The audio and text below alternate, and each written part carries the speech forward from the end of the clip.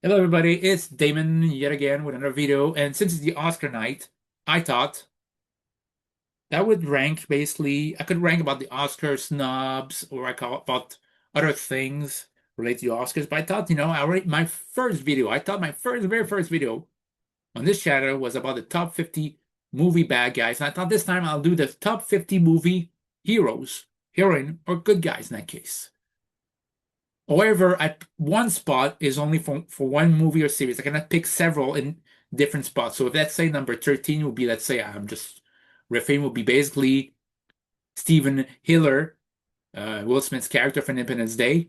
Then I couldn't have number 17 being Randy Quaid's character or Bill Pullman's character in another spot. It'll be the same spot. So without further ado, my honorable mention, you have Po from the Kung Fu Panda series. And sorry. In the Kung Fu Panda series. And yeah, that was it. So don't be surprised some of them you might find ridiculous, but some or on comedies, because sometimes I like comedies and I like to, and some of those characters can be very funny. So number 50 would be Carrie Mahoney from Police Academy. He's the everyday man that joins the police academy. At first, he didn't want to, was forced to, but not find his purpose there. And yeah, he does hilarious antics, especially with Jones, Michael Winslow, and it's hilarious there. I felt like the movie series lost its heart, or at least more of its charm the moment he left. Yeah, there's still Jones, but Jones played off well with Mahoney. They both were they meshed well together. And when he left, when Steve Guttenberg left, I thought it became less and less. Police Academy 5 was good. Police Academy 6, okay. Police Academy 7 sucked. The series sucked. Like, I wouldn't want a remake of that. If you want to do a sequel, fine, but at the same time, Tackleberry wouldn't be there. Hightower wouldn't be there. Hook wouldn't be there. It's like a lot of people wouldn't be there anymore. So yeah, maybe it's a remnant of the past in the 80s, but yeah. Number 49, McCready, Kurt Russell's character in The Thing. I mean, he was badass. He knew what to do, and he kept his cool under the pressure, under this unknown threat. So I really like that. Number 48, Alex Murphy, better known as RoboCop, in a self-titled movie RoboCop. I mean, the way the original, the one in basically in the 80s, the way he lost his life during his trying to catch Kurtwood Smith, who's playing Clarence, the main entrant in the movie, was brutal. And I'm still surprised they made kids' toys out of that. The 80s, we make kid toys about movies that are not for kids. That should have been this. But yeah, I love that movie. I love that series. Well, I love the first one. And I think it's a movie that aged well. The first one, again, that is. And I love RoboCop because it's heroic, but sorry. And it's a movie that aged well because I felt like, despite some technical, I was saying difficulty, but some aspect technical that didn't age well. I felt it's a movie that tells a story basically just both a satire, political satire.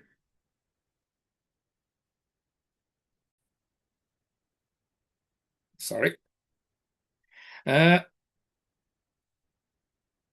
it's a political satire at the same time as it's a satire of societal satire. Sorry if I mispronounced it.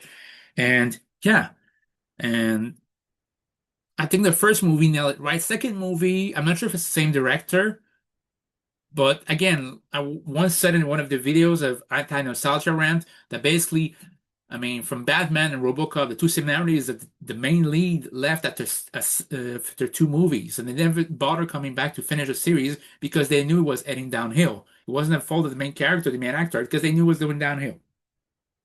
So yeah, I love RoboCop 1. Also, basically, the fact that Alex Murphy values the law and basically values the law, values, uh,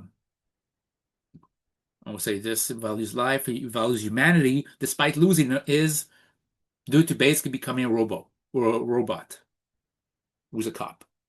So yeah, That's for 48. 47, nada from They Live. One thing I noticed while I made up that list is, man, John Carpenter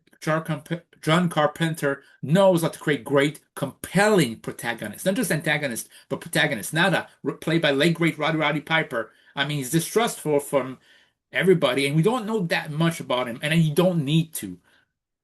But the moment he becomes distrustful, he receives those pair of sunglasses that makes him see, we basically decipher alien aliens basically living among humans basically, and find out that they're basically trying to take over the earth.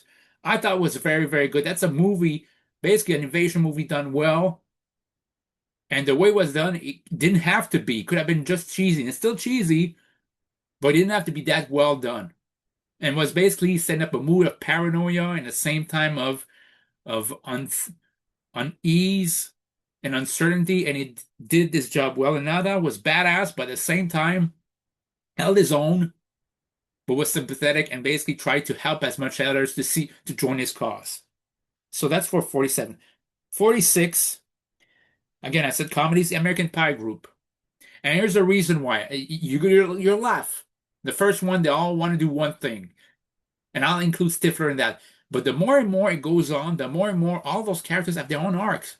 Jim from American Pie 2, he wants to be with Nadia, but then you realize after spending much time with Michelle that Nadia is what he used to want in a relationship. There's a shallow aspect, and then grew up to say Michelle meshes more with him. An American Wedding, he marries her, but at the same time he has to admit to Michelle, I'll always be that geek, I'll always be this. And American Reunion, yeah, he might be basically the state of he might be bored a little bit of his life, like 10 years after he graduates, and it's like married life, having kids, and but at the same time, he still prove his love. He still stays the same. He's the heart of the group, the geeky, stupid heart, but he's still the heart of the group. Kevin, the first one, I mean, again, he was Vicky, played by Tara Reid. Second one, he struggles. The arc is he struggles because they're no longer together. Ufana never really moved on from Vicky, and it kind of pained him to see that she did. And he didn't know what to do, but at the end, he accepted that he'd rather have her as a friend than none at all. And a sincere friendship at that. American Pie, American Wedding, basically a back burner, but American Reunion, he's married. And at first, he thinks that Vicky's trying to basically go back with him, but she realizes no, she just wants treasure the friendship. And she know that basically they have their place in the past that leave in the past. So you have Oz. Oz basically went from Casanova in the first one to basically growing up and basically how can you be so insensitive all the time? And to just be the second one basically will be Heather. And third one he's not there, but you find out basically made it big in Hollywood or semi-big. And but he didn't mesh well in terms of personality with other people there. But then he goes back with Heather. And you find out that basically they're gonna come back together. Finch, he basically was with he got together with Stifler's mom on more than one occasion. But in American Reunion, it's like he has to move past it. He has to move on. And he did. He finally did. And Stifler. Stifler also had his arc. At first, he's the party guy in the first one. The second one is included because, quite frankly, he had the means. Third one, I mean, he was not invited to the wedding, but it's like the moment he is, basically, he's basically invited for basically the wedding. Yeah, he messes up. The moment he messes up, he could have just walked away. He did. He made sure to do everything in his power to repair it. And he did. And the fourth one as well, as much as screw up, it's kind of true that it's in his house. They invited the core four to his parties, and that's where basically they thrive. That's where basically a lot of the important events of their life happen. I mean, Jim and Michelle happening. I mean, Vicky and Kevin, Finch and Stifler's mom, Oz and Eder. Everything kind of happened at Stifler's place. But Stifler was hurt in American Pie 4 because he realized that he never really was invited to all this because he's a screw up. But at the same time, you kind of aside from his point of view, it sucked. Plus, he went from basically being the king of the parties to basically the punching bag of his boss in a temp agency. So it was kind of heartbreaking seeing that basically the party's truly over. When he said that, it's like he's still stupid, but it's kind of felt like somebody that you see like basically stupid, all of a sudden they lost their enthusiasm for whatever reason. It's like, oh, that sucks. So I was happy they went back to his old self after confronting his boss there, and finally was included in the slow-mo walk. And basically at the party, I felt like he grew up in a way. He intended to grow up and think I'll go to the party at Stifler 999, but realized no, you can't do that. You can't go back to 999. Even if you had a time machine, you wouldn't be the same. So he went at Stifler 2012. Yeah, it was still crude, but at the same time, he helps Chuck Sherman. He basically volunteered to plan the party for his friends, the wedding party for his friends. I thought basically it showed that, yeah, he was still immature, but he thought, you know what? Maybe it's an opportunity to become a better person, maybe to still remain the same, remain with your core values, but still, you know what? Open up a new chapter in your life. You can still treasure the past, but moving forward. I know it sounds really deep for American Pie, but I thought that's what it's meant. The American Reunion is still treasure the past and still keep remnants of your past around. It still plays a big part in you growing up, but at the same time, you have to move forward and not always look backwards. So that's why I say this. 45, Ethan Hunt, Mission Impossible. I have to mention it. And it's one of the rare series that I felt like got better, apart from the last one. 4, 5, 6, 7, I thought were the best installment of Mission Impossible. That's very rare for a series, and you have to give props to Tom Cruise, who made Ethan Hunt a very compelling protagonist throughout all those different obstacles and stunts. So yeah.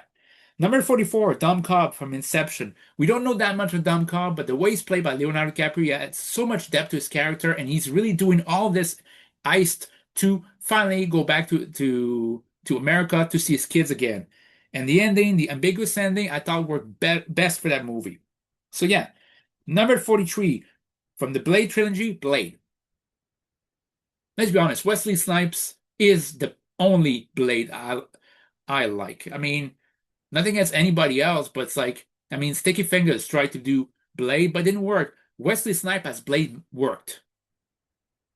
I mean, some people don't, when he was saying the equivalent, to paraphrase, some people always try to escape uphill. It's always badass the way he says it.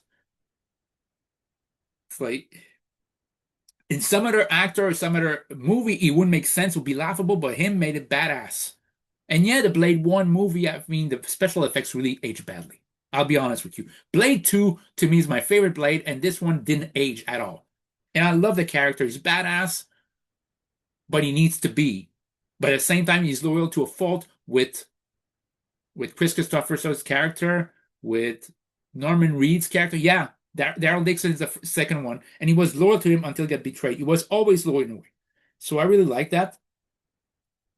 41, Martin Brody in Jaws. Roy Schrader played basically the you need a bigger boat guy from Jaws. The first ever real blockbuster, and it was very good. He was always calm, calm, calculated in his approach, but at the same time, he's the one who kills the Jaws, kills the Bruce, kill the shark that's named Bruce in Jaws. And I really like that movie. I really like the performance of him. So yeah. 41, again with Tom Cruise, Pete Mitchell from Top Gun. And I'm not going to say Top Gun, the original, but Top Gun Maverick. He's ardent, he's wild, he's become a veteran of his, but at the same time, I like the fact that while not being optimistic, he never gives up on himself, he perseveres. When he refuses to let anything slows him down. Anything basically tells him that he cannot be a pilot, whether it's basically the Navy, whether it's age, whether his expectation of others. He knows who he is, and he stays true to who he is, regardless of this. And even through the rookies, can see in some of those rookies the same arrogance they used to have, and he shows them up, but doesn't do it half as cruelly as his instructor did in the first Top Gun. So I really like that one. Number 40, Laurie Strode from Halloween. Told you, John Carpenter really knows how to write protagonists. I mean, the first one, the first Halloween, I'll include this, but also include the Danny McBride trilogy, especially 2018. This 2018 Halloween to me was the second favorite Halloween movie ever beside the first one. And it could have ended there. I left the theater, felt very satisfied that I expected nothing, and I got much more than I should have had. You normally feel after watching Halloween 2018, like, man, more people should watch this movie in theaters. The second one was okay. This third one, it's like, I thought it was okay. I know Jason Solomon hated it. I mean, it's like, it's just disappointing if this is how it ended. But yeah, I really liked Laurie Strode as a character, and I thought she really kicked ass. Speaking of kicked ass, number 39, Hit Girl from Kick-Ass. You'd think the movie called Kick-Ass will revolve around Kick-Ass, and it's true in a way, but the main character is not as compelling as Hit Girl. She's trained by Big Daddy, Nicolas Cage, to be an assassin from day one, and I'm still miffed there's not a Kick-Ass 3. I mean, she's, I feel like basically she kick-ass. Well, she kicks a lot of ass in that movie, but also in her personal life, you can see some strives and some arrested development, which I thought is very compelling that could be explored in a Kick-Ass 3. That's for 39. 38, The Crow with Brandon Lee. Victims, aren't we all? That movie, he's basically a vigilante, but at the same time, he gets his revenge, and it's warranted, but at the same time, never loses heart. It's never become like The Crow from 2024, where it felt like edgy for no reason. This felt basically just right. If you haven't seen the movie, go see it. And as a tie, forgot to mention, it's Mickey Rourke as Marv from Sin City. My God, Marv stole the show in Sin City. People keep saying the wrestler revived Mickey Rourke's career, but no, it's Sin City that did.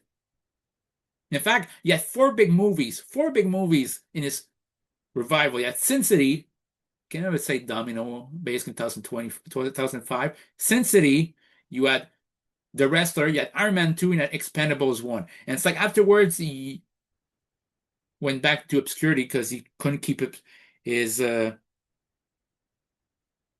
himself in check. So yeah, but let's Marv from Sin City really kicked ass. Now, 37, another Scream Queen, Sidney Prescott from the Scream franchise. I've seen 1, 2, 3, 4, 5, 6, 7 of the Screams, and yeah, Scream 7 to me ranks along the bottom Screams. I'm not sure the bottom, but it's the bottom Screams. Not because the acting is very good, it's the reveals of that movie. But reveal aside, the character, I really like that Scream. I really like Sidney Prescott, though I thought she'd be a writer. I don't know why it bothered me that, hey, you know what? What does she do? What is her job now in Scream 7? It's like she owns a cafe. And I'm thinking, well, she was a phone counselor before. She was a writer, and I expected her to do something like this. No, she owned a cafe, and I don't know. There's no progression. I mean, could have been a phone. I would have expected a phone company. Basically, I would have expected her character to become a psychologist. I don't know why. I just thought like it was like story. Like you could make a movie. Why does she keep changing jobs? Like you could have explored that issue. Why does she always keep changing jobs? Could have said for as a phone counselor because it's like easily people were calling her, and with the scream voice, you could have said she became an author. She likes to write books. Could have been a fictional writing book. Okay, you could have easily done that, but why does she does this? Go, you know, I don't know. That's me. That's me. The base that angers up on there. Like I just sometimes you look at this, okay, it's very superfluous, but yeah, it is. But the character is very strong, very courageous, and she always fights not just for survival, but just even when she doesn't have to help others survive as well as ghost face attacks. So yeah, number 36, Shrek. Come on, Shrek. I love Shrek. He's basically the guy. He's the book cover for the book that we call "Don't Judge Me by my Appearance." That's basically this. And it's funny that basically in the movie Shrek, it's basically the ethic of basically uh, all fables, all basically fairy tales are turned upside down, and I like that. And while Shrek is still ogreish in appearance, he's still brave, he's heroic, he still fights for the worlds he cares for, and he doesn't let up. So yeah, I really like this about Shrek. Number 35, Harry Potter. This I will go brief about Harry Potter. Harry Potter is basically like fights against Voldemort. He never backs down even when maybe people would have blamed him if he did. And he's fighting for survival, not just of himself, but Ronnie, for Hermione, for the Weasleys, for just about everybody there. So yeah. Okay. 34, Dutch from Predator or John Matrix from Commando. It's an Arnold role and it's badass. That's all I gotta say there. Okay, 33, sorry. Martin Riggs and Roger Murtaugh, the two cops from Lethal Weapon. Their chemistry, I think they redefine basically two cops that basically don't mesh well, that basically have different style, that become basically it becomes a buddy cop comedy drama in that case. The first one's the more intense. The first two ones, especially the second one's intense. I really love that one. But Martin Riggs, Mel Gibson played it very well, and you could feel like he could blow up at any moment. It was a loose cannon and it worked. Roger Murdoch was calmer and was just like he wants to get through his day, do his job, and go home. So I really like the dynamic between the two, and it's one that I've seen movies try to replicate, but doesn't work as well. The only time I've seen it work as well was from The Nice Guys with Russell Crowe and Ryan Gosling. Number 32, from the movie Up, Carl Fredricksen. Old grumpy old man, basically turn off the world, basically shuts himself off from the world, except Russell basically join him on his crew to basically to Paradise Falls, sorry. And it's a very touching story that I did not expect to be touched about. I did not expect to be, sorry, this movie to be so emotional when I saw it. I wasn't expecting to be touched. I have basically my emotional strings touched that way. I didn't expect that basically the first 10 minutes of that movie will be so emotional. It's like it said everything you need to do about his character growth and his turmoil and his pain without saying much. So yeah, I really like that movie. Uh check. Uh that's for Carford Rexon here. So number 31, it's Spider-Man. And I could say any Spider-Man, but somehow, some way, I want to say more the Spider-Man Tobey Maguire one. Because there's so much growth in that one. Don't get me wrong, I love the Tom Holland trilogy better, but it's like I think there's so much growth in Tobey Maguire. I mean, he has to deal with the death of his uncle, and at first he's revenge filled. And he's taking on the thief that he thinks is responsible for the death of Uncle Ben. And while he, just like some Batmans, he doesn't, he's not responsible for the demise of the thief, but it doesn't help him either. He lets it happen, but it doesn't feel, the moment it happens, he doesn't feel like relieved. It's still the same pain. Uncle Ben is still gone. He feels more lost. And afterwards, he becomes a vigilante. He helps the city because he feels that the way that Uncle Ben would want to. With great power comes great responsibility. Since he has great power, it's his responsibility to look out for the little guy. And I really like that. He also had to struggle at first. He wants to be with Mary, Mary Jane, with MJ, but he realized that at first he doesn't want to say who he is. He doesn't want that because if he says he's Spider-Man, everybody's gonna come for him. The moment that basically Harry Osborn sees Peter Parker drop off a dead Norman Osborn from his glider onto his bed, Harry made his mission to basically eliminate Spider-Man. So not only this, Peter Parker has to deal with the fact that yeah, Harry Osborn likes him and is his best friend, but he doesn't know that he is Spider-Man, and that Harry Osborn wants to eliminate Spider-Man. So it's like a dual dilemma there. And Mary Jane thinks that Peter Parker is a slacker, but doesn't know that she's Spider-Man. And she appreciates Spider-Man, but at the same time, he doesn't want her to know that he's Spider-Man. And his grades are suffering because of it. His job is suffering because of being Spider-Man there, especially the second one. The toll it takes for him to be Spider-Man. But at the same time, if he goes away, who else will do the job? So basically, that's what I like about Spider-Man. He could have just said, "That's it. I'm not coming back as Spider-Man. I feel healthier. My grades are getting up." He went back to it when he didn't have to. That says about his heroic ability. Another heroic ability about the Pars family in The Incredibles. I really liked The Incredibles because I thought they did better the Fantastic Four than Fantastic Four did to date until the first steps. But I still prefer Incredibles a movie. I mean, it basically was a match of basically a mix of Watchmen and Fantastic Four, and I thought very well done with a great villain syndrome. But the whole family was very, very compelling. Bob and Empire are very compelling in particular. So that will be my number 27. Yes, sorry. That be my sorry. That mean number 30. Number 29 is Agent J and Agent K from MIB. I mean, they're so cool and basically they're responsible for catching the scum of the universe. That catchy team, the first one and second one. And the movies are so damn cool. And especially in MIB3, find out the real link between Agent J and Agent K, to me was beautiful. Art Waming brought it back to circle.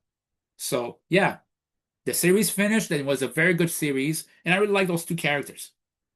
Number 28, the entire Teenage Mutant Ninja Turtles, especially from Teenage Mutant Ninja Turtles 1, 2, and I'd say Mutant Mayhem. Leo is the leader, is always established as a leader. But at the same time, he's not rash. I wouldn't say he's always serene, but he knows he can't rush into action. Raphael always does. He's impulsive, but at the same time, his heart is the right place. Michelangelo always the goofy one, jokey one, whereas Donatello is the creative, brainy one. I really like the difference in all those Teenage Mutant Ninja Turtles. I like how Splinter might have a favorite student in Leonardo, but he has no favorite child. He knows they're all different in terms of personality and to embrace that difference, but they all have to come together. That's the important part. And the respect that I'll show for Splinter is very important. Casey Casey Jones also would be there, especially if it's Elias Koteas. But at the same time, he's only used right, and that's in the first one. I had to put in Turtles, and I thought, especially TMNT 1990, to me, the best Turtles movie. I really love the Teenage Mutant Ninja Turtles perception and depiction in that movie. And yeah, that's all I can say about that. Number 27, John Wick. I want to put Keanu Reeves on that. I want to put Neo, but honestly, the last Matrix Revolution, Resolution, sorry, it kind of put a bad taste in my mouth the way it ended. So I have to put John Wick. John Wick is a simple character, but it could have done easily wrong. It could have gone easily wrong, and it's a very well written character. And I like how they always build him up as the be all end all. It's like you always see movies like the final boss of basically at the end of the movie, the evil guy. But what if the final boss was the main guy, was the protagonist? That's how it felt to me. Like everybody's trying to chase John Wick, but he always outsmarts them, and he's able to eliminate thousands of people by himself. The point was basically kind of funny in the fourth one, but still, I really like John Wick. So it's my 27. 26, Django from Django Unchained. I mean,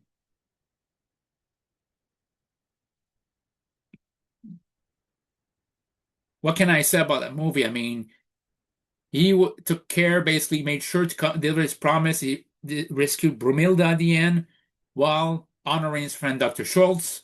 What else can be said? We've done the first act. 25th, The Ghostbusters. If I had to rank one over the other, it would be Peter Venkman, Bill Murray. But I like all the styles. Peter being the smart ass, sarcastic guy.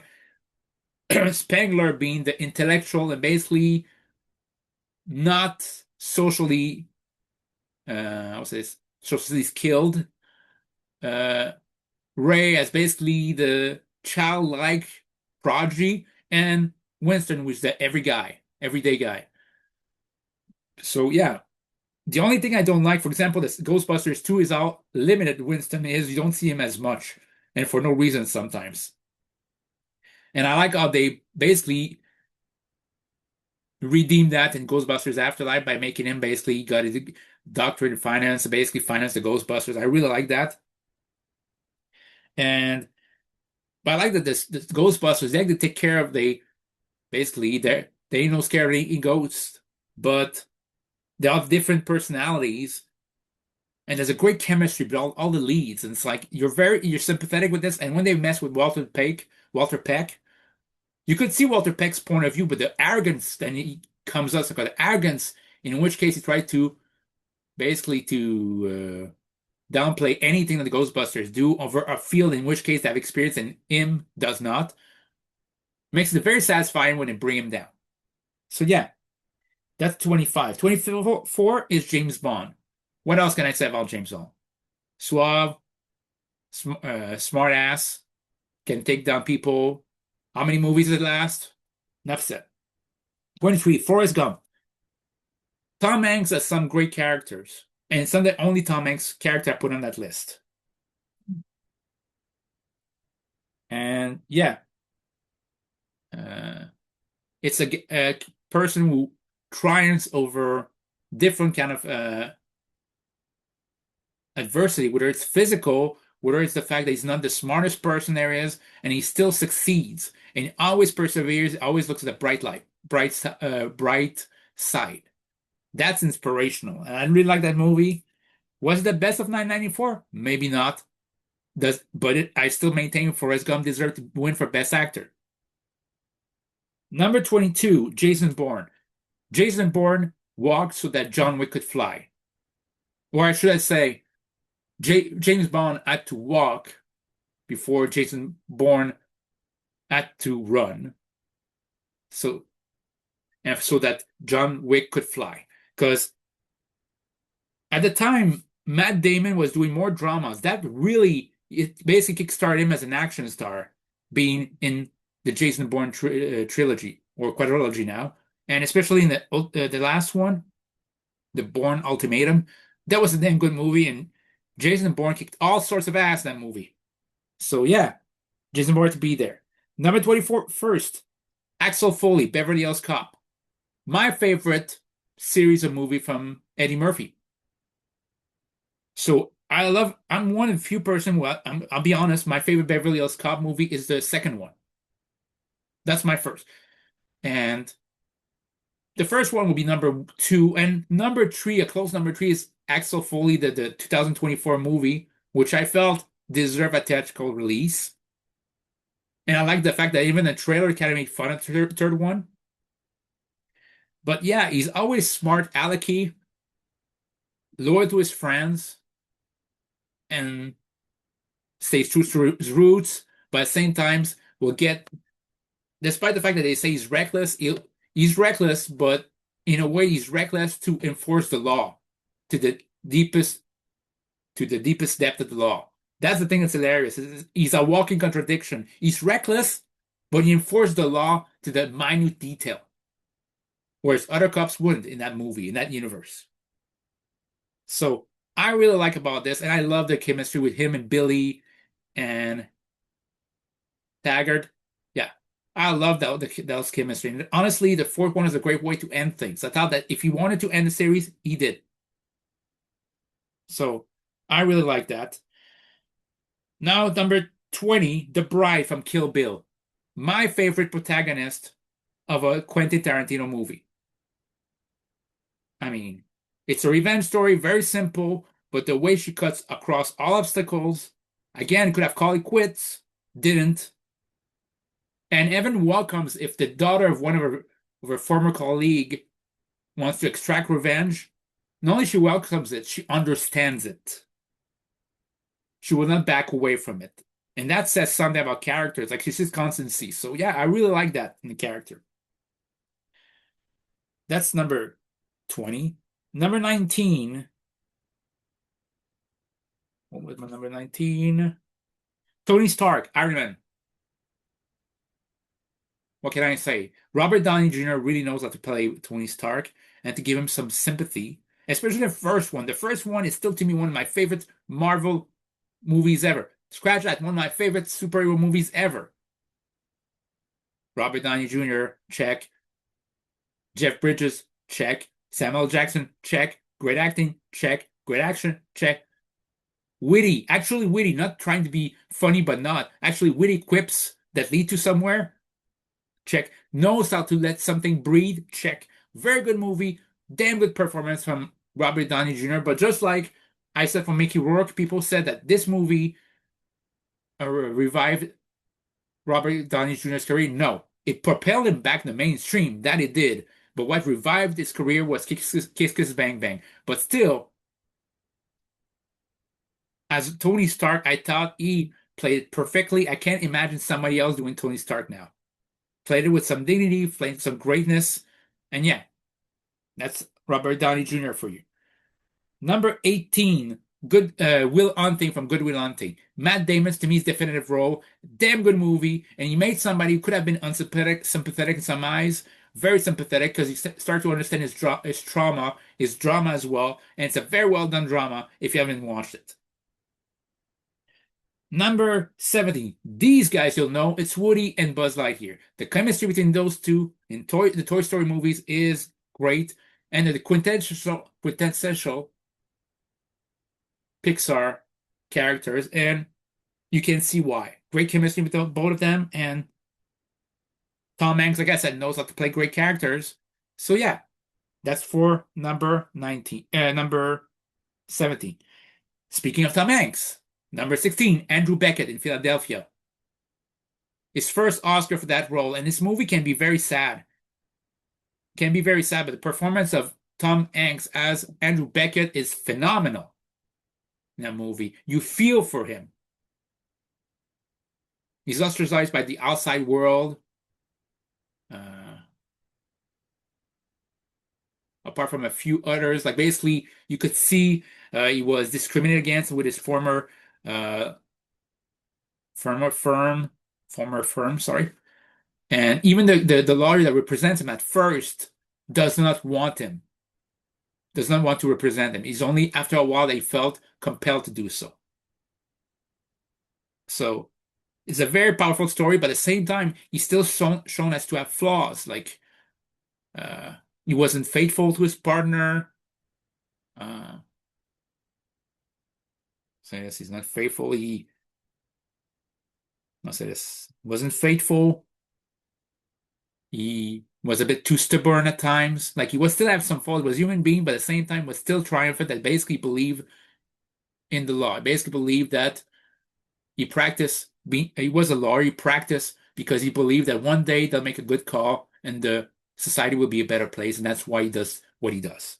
So it's a very compelling movie, but it's not a movie that I would rewatch all the time because it would make me feel bad. Because the ending makes me feel very bad, that is. Number 15, Indiana Jones. Harrison Ford knows how to play a great character, and Indiana Jones is no different. I mean, we all remember how he took care of the swordsman in Raiders of the Lost Ark. Imagine if they had a long sword fight. That wouldn't have been the same. So it was necessary there for his own personal reasons. But hey, Indiana Jones, he's tough, he's gritty, but he knows, basically, he treasures history, he knows that artifacts need to be in a museum. So, because he loves to study history and he believes that it doesn't want too much power to arrive to one person. So, that's for Indiana Jones. Number 14, John McClane, the Die Hard franchise. I mean, 1 to 4. I consider Die Hard 1 to 4. I could watch that John McClane all the time. He can be goofy. He can be serious. But when he's determined, get out of his way. Because that's what it is. It's like he's determined. When he's determined, get out of his way. He walked barefoot across glass to rescue his wife in the first one. That says something there. While talking about, hey, I feel like a microwave dinner. So, how can that be? It was compelling, and he still is compelling now. That's number 14. Number 13, the T-100, T-101 from Terminator 2 Judgment Day.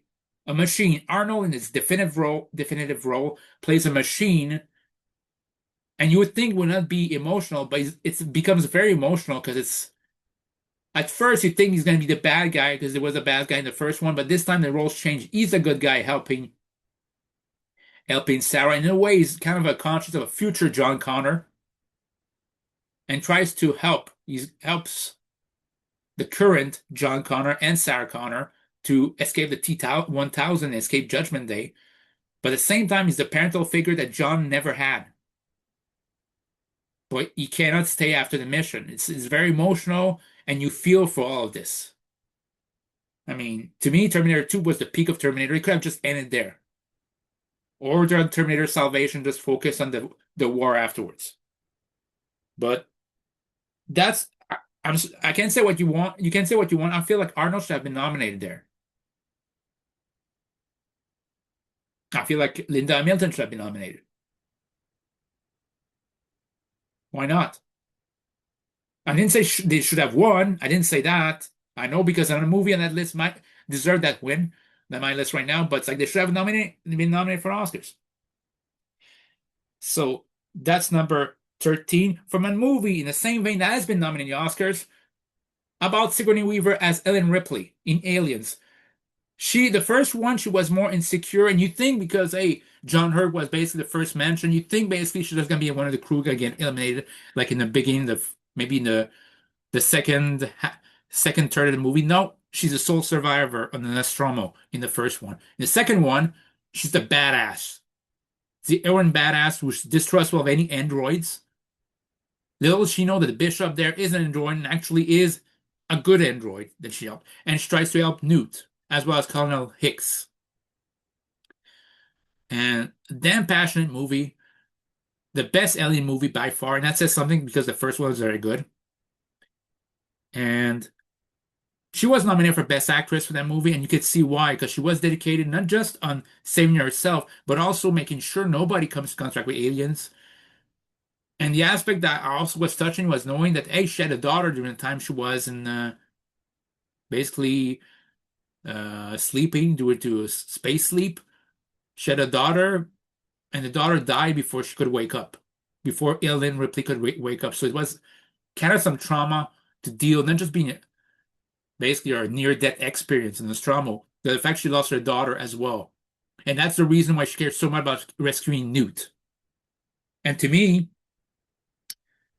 that made her more dedicated, more disciplined, and also, uh, I would say more some grit, but I will say it's also made her more. mm, sorry, I'm trying to find what adjective to use. Made her very, very hell bent on rescuing everybody she can, no matter what. And you could see that. So that's for number 12. Number 11, Logan, Wolverine. Hugh Jackman played a great Wolverine. He's badass. He calls quips. He doesn't really like Cyclops. He tolerates him, but he still cares to try to save him. He loves Jean Grey. And but at the same time, it's for a long time he tried to resist basically like flirting with her because he's with Cyclops. But eventually he loves Jean Grey no matter what. It's like a forbidden romance between both of them because Jean Grey might like Wolverine. Wolverine loves Jean Grey, but they cannot be together because Cyclops is in the picture. Just like in the comics. But also the fact that he grows to care for the Academy of Professor X. At first doesn't care, but eventually grows to this. He actually likes his role as instructor. So, but also in uh, the Wolverine comes out to basically go against somebody from his past. In Logan, he's the one caring for Professor X. So he ends up growing. Basically, he grows tired. And he ends up basically helping X-23, who might be basically created with the DNA of Wolverine. So in a way, it's kind of like his daughter. So there's so many different entries to Wolverine, he still is badass. Now we go to top 10. Number 10, Rocky Balboa from Rocky. How can I kind of not put Rocky on there? And it's something Sylvester Stallone got nominated twice the Oscar for the same role.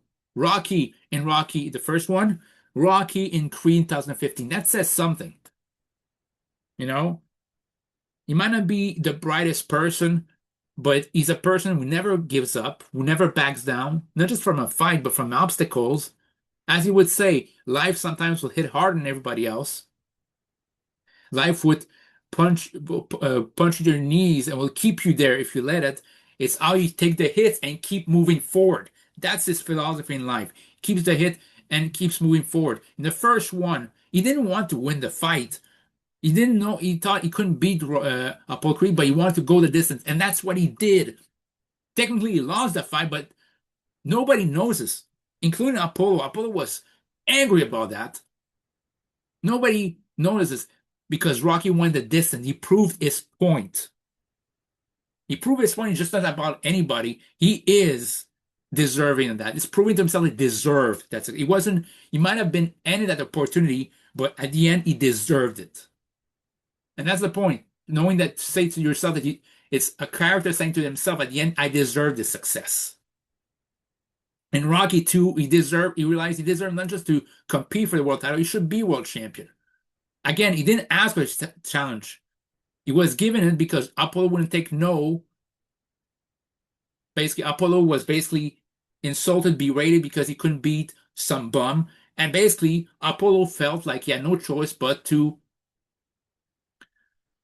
coerce Rocky into a rematch. And because of this, his pride was undoing, and Rocky ended up basically winning the title. But Rocky never gives up on his core beliefs, never gives up on Paulie, despite the fact that Paulie was kind of a jackass at times. Mickey was sometimes a bit too stringent on him. And with Adrian was always basically helping him. And I thought, as good as he was, she helped him find an even better side of him. So he always grew. He grew as a father, he grew as a husband, he grew as a friend. That's what I like. He grows as a mentor in the Creed movies. So that's what I like. Number 9, Superman, especially the Christopher Reeve, and we could say Henry Cavill version. And I would say more Christopher Reeves because he knew when to be goofy, when to basically speak with his boyish charm, but he knew how to stay serious. Was David Cornsweet, nothing against him because he did his best he could, but I felt like he did goofy and then he did slightly less goofy, but never dramatic. Slightly less goofy. You need a just middle. Like some moments, let him breathe. James Gunn doesn't let moments breathe, and you need this in movies. Even if it's Superman, you need that. Number 8, Clarice Starling in Silence of the Lambs. I said that basically, hey, Linda Hamilton should have been nominated for 1991 Oscars, but I still feel like Jodie Foster deserved that win for Clarice Starling in Silence of the Lambs. I mean, she was courageous despite the fact her character was a novice cop. She just started doing a novice FBI agent tasked with having to get information from Dr. Hannibal Lecter, which is very trending. She could have basically said, screw that, I'm going home. No, she doesn't. She does the investigation to D, goes from A until its full conclusion. She doesn't give up. She does the work. She's committed to the end, and that's it. That's why it's number 8. Number 7, I know people might get on my case on this because it's ranked lower than you expect. Vito Corleone from Godfather. At first, I never understood why Michael Corleone was a bad guy, but it's like he's not a bad guy necessarily for basically his context. It's like he's a bad guy because Vito Corleone prioritized family and prioritized to always trying to, despite being in his business, try to help out more people. Whereas Michael Corleone wanted to help out himself mostly and his family. And Vito Corleone would have never gone against his own family. Michael Corleone did and eliminated Fredo in the second one. So yeah, Vito tried to take care of all his kids. Santino, the late great James Caan, Michael Corleone, Fredo, and tried to help basically, you could find that the Godfather 2 tried to help out even neighbors when he didn't have to. He kind of had a bit, still he has a heart. Basically, he was still trying to help out as much people he can, as he could, and he didn't have to. So yeah, you put them there. Number six, it's a tie.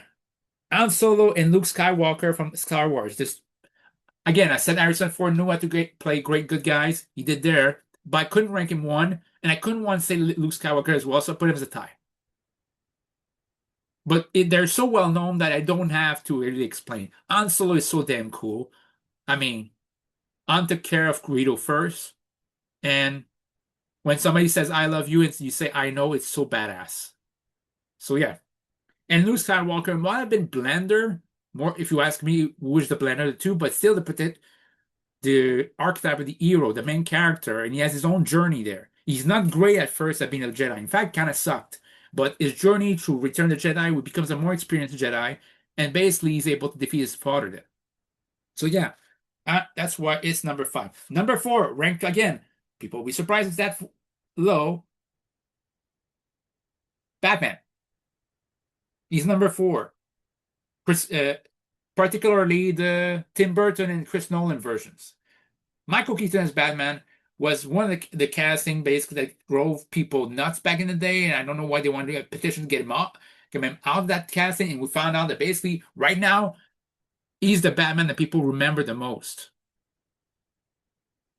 I'll say Christian Bale as well, but every time basically Michael Keaton was the Batman that people didn't want at first. People were objecting to it, and afterwards, and the one that still nowadays they're the one that people still crave. There's a reason why everybody wants the Batman tree, even today, and I still believe it could be done. He's eccentric. He's basically like it seems like Michael Keaton plays the Bruce Wayne role as an outsider, but more aloof, not arrogant, just aloof. Like he doesn't know what's happening around this.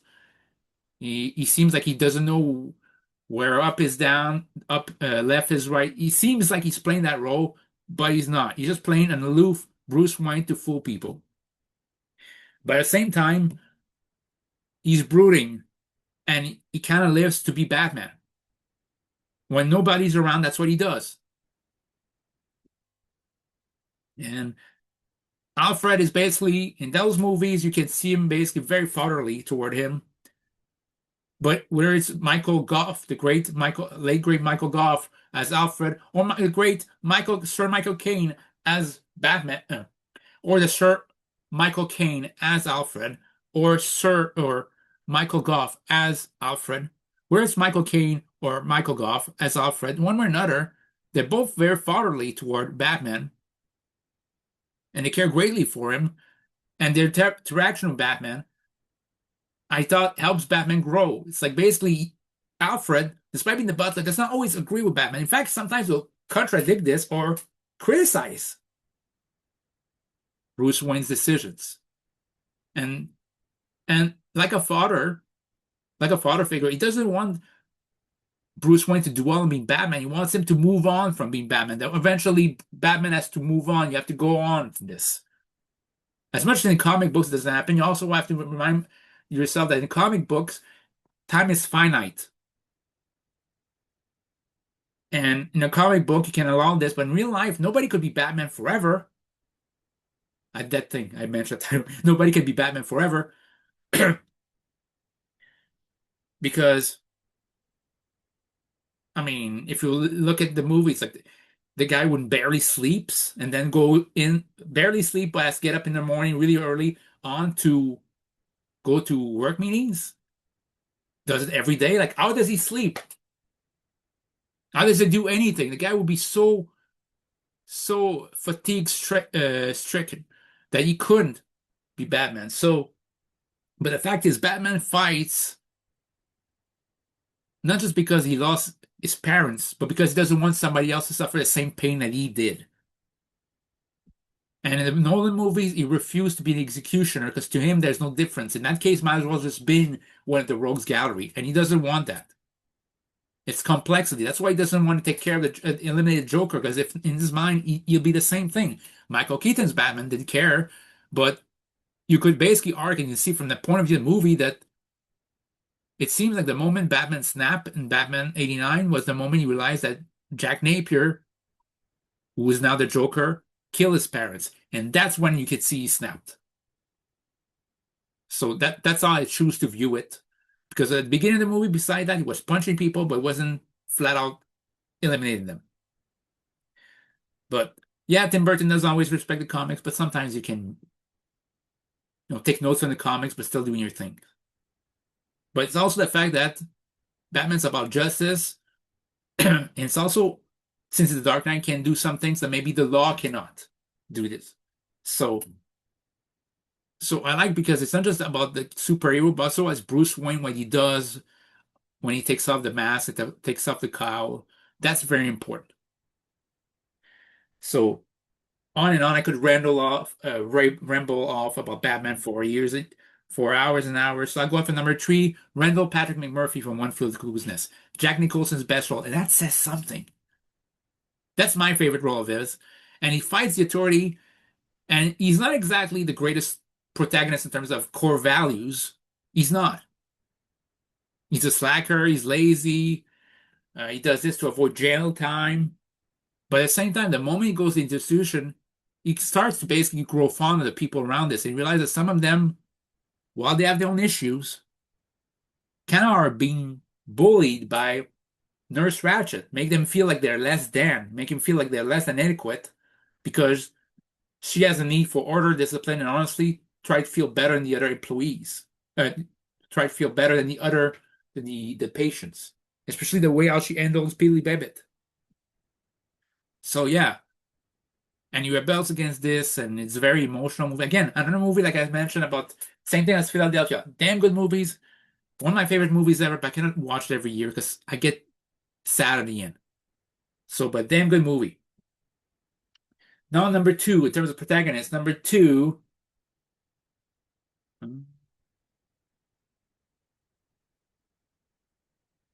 Sorry. Oh yeah, Atticus Finch from To Kill a Mockingbird.